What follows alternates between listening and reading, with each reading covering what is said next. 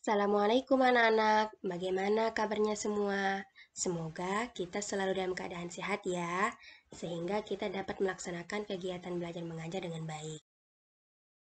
Sebelum memulai pembelajaran kita, terlebih dahulu, Ibu akan menerangkan materi yang akan kita pelajari hari ini, yaitu tema 1, indahnya kebersamaan, subtema 2, kebersamaan dalam keberagaman, pembelajaran keempat. Nah, tujuan pembelajaran kita yaitu setelah membaca teks, menyimak penjelasan, melakukan tanya jawab, dan juga latihan, peserta didik mampu mengidentifikasi gagasan pokok dan gagasan pendukung dengan benar. Setelah membaca teks, menyimak penjelasan, melakukan tanya jawab, dan latihan, peserta didik mampu menuliskan gagasan pokok dan gagasan pendukung ke dalam grafik yang sudah disiapkan dengan sistematis. Setelah berdiskusi, menyimak penjelasan, melakukan tanya jawab, dan latihan, peserta didik mampu menjelaskan bentuk-bentuk kerjasama dalam keberagaman dengan benar. Setelah mencari informasi, menyimak penjelasan, melakukan tanya jawab, dan latihan, peserta didik mampu mempresentasikan contoh-contoh kerjasama dalam keberagaman, yaitu seperti kerja bakti, siskamling, gotong royong, dan baiklah anak-anak, pada hari ini kita akan mempelajari materi pembelajaran muatan bahasa Indonesia yang mana akan membahas gagasan pokok dan gagasan pendukung. Kemudian kita akan mempelajari materi pembelajaran muatan pendidikan kewarganegaraan atau PKN yang mana kita akan membahas tentang bentuk-bentuk kerjasama dalam keberagaman. Dan tahukah kamu apa yang dimaksud dengan gagasan pokok? Nah, gagasan pokok itu sendiri adalah sebuah pernyataan yang merupakan inti suatu pembahasan. Nah, seringkali gagasan pokok ini terletak pada kalimat utama yang ada di awal kalimat atau kalimat deduktif, kemudian terletak pada di akhir kalimat atau kalimat induktif pada suatu paragraf. Nah, tak menutup kemungkinan juga gagasan pokok dapat kita temui di kedua tempat tersebut, yaitu di awal dan di akhir paragraf, dan disebut juga kalimat campuran. Nah, gagasan pokok ini juga disebut dengan ide pokok atau pokok pikiran, yaitu inti pembahasan dalam sebuah pernyataan kalimat. Dan gagasan pokok merupakan sebuah pesan atau inti yang hendak disampaikan seorang penulis kepada pembaca.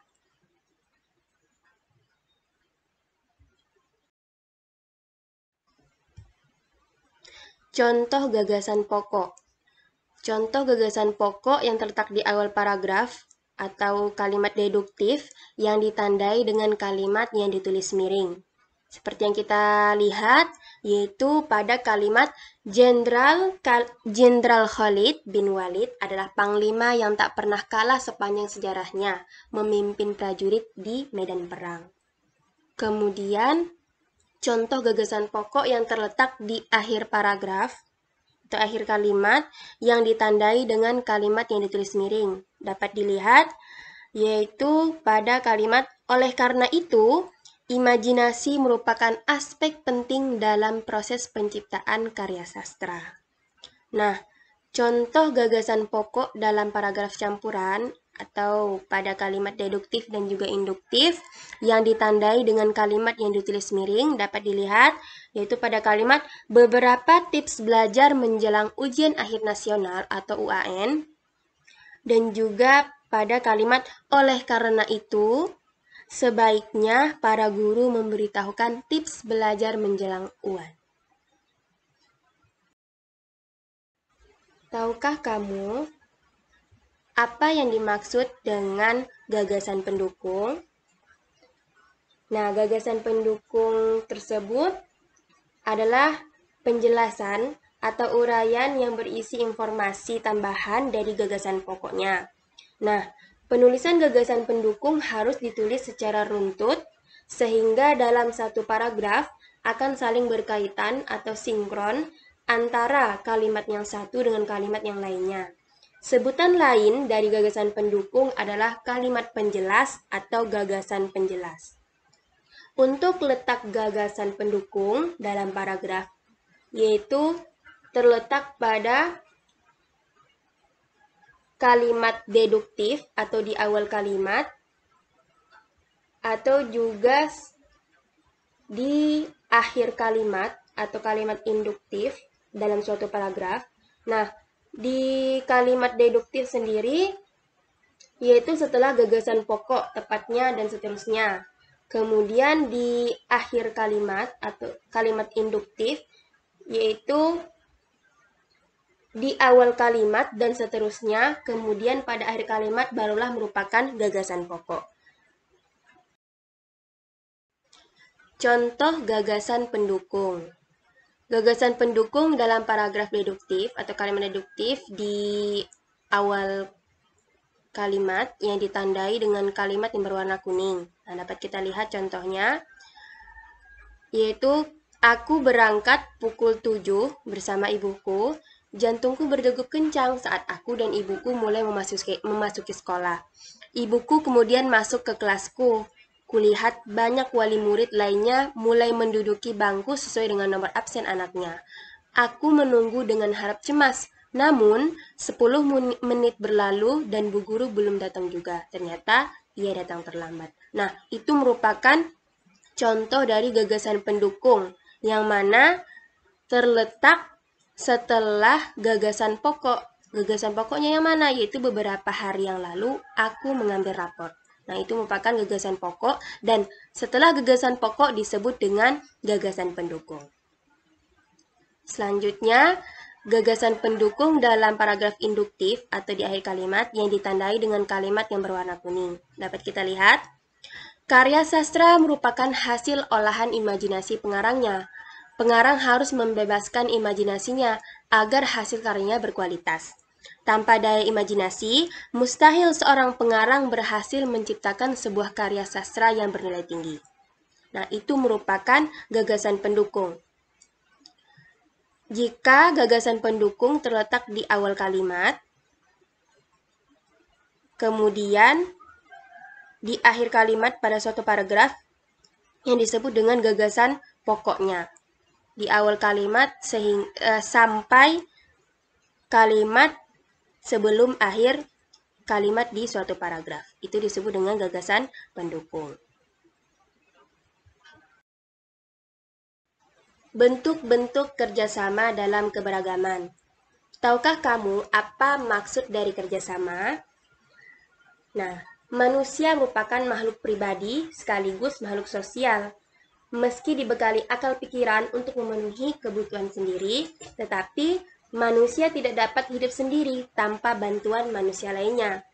Dan salah satu cara manusia memenuhi kebutuhan hidupnya adalah dengan melakukan kerjasama. Setiap manusia selalu melakukan kerjasama dengan manusia lainnya dalam berbagai bidang kehidupan.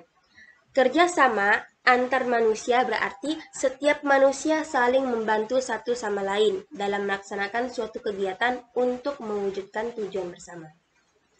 Nah, kerjasama menurut Kamus Besar Bahasa Indonesia adalah kegiatan atau usaha yang dilakukan oleh beberapa orang atau lembaga, pemerintah, dan sebagainya untuk mencapai tujuan bersama. Nah, bentuk kerjasama kita dapat temui di rumah. Apa saja contoh kerjasama di rumah? Yaitu seperti membersihkan rumah. Nah, ini gambar kerjasama di rumah, yaitu membersihkan rumah. Kemudian, dan ini gambar kerjasama di rumah, yaitu memasak. Anak-anak membantu ibu bekerja sama memasak. Selanjutnya, ada gambar anak-anak membersihkan halaman rumah. Nah, ini bentuk-bentuk dari kerjasama di rumah. Bentuk kerjasama di sekolah.